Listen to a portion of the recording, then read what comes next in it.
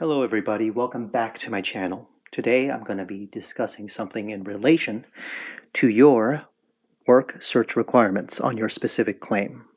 We're going to look at this first example, and we're going to look at a couple actually, two examples. So this is the first.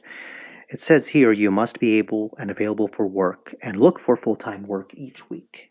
Now for this specific example, when you say yes, you were looking for work, that's question number 3, it will take you to a separate page where you must provide 3 places where you looked for work, and it's basically asking you, where you looked for work, contact information of this place, website, and so on.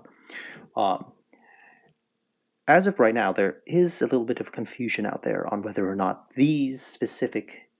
um, where this specific page has to be filled out to completion.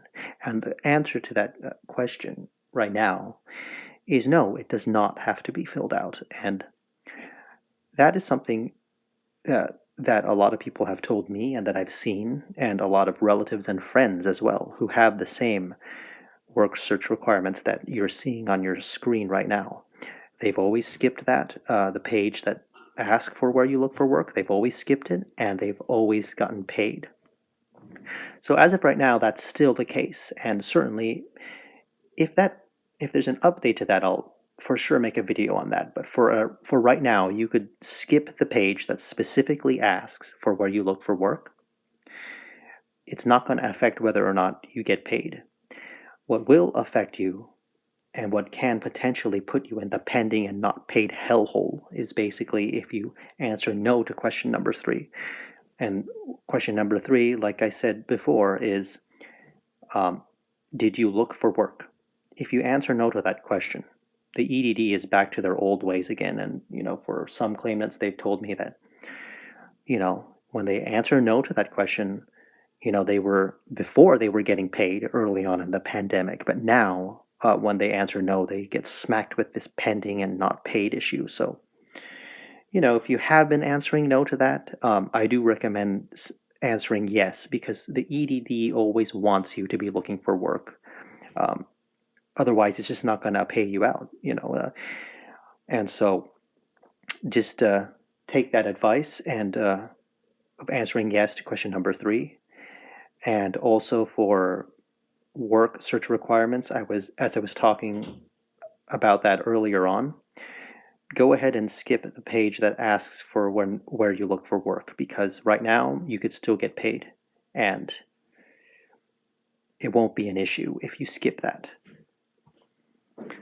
So I'm going to move on and look at another example of another claim that has a slightly different work search requirement.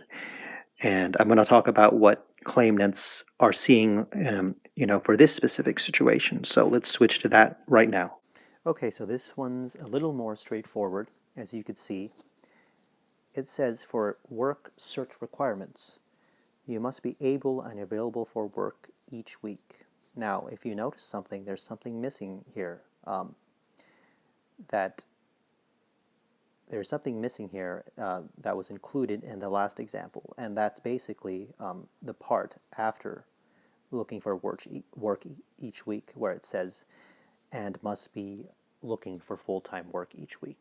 So this here, it only says you must be able and available for work each week.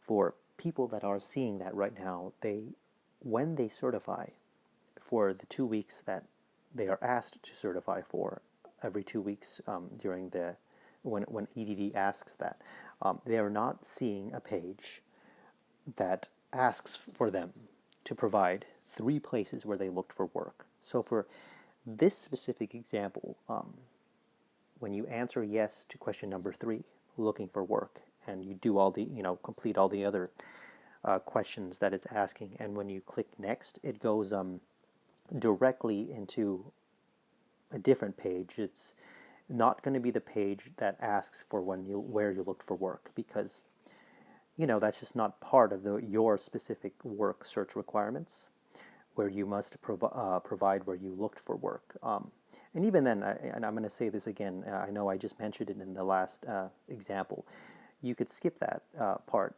where it asks where you looked for work.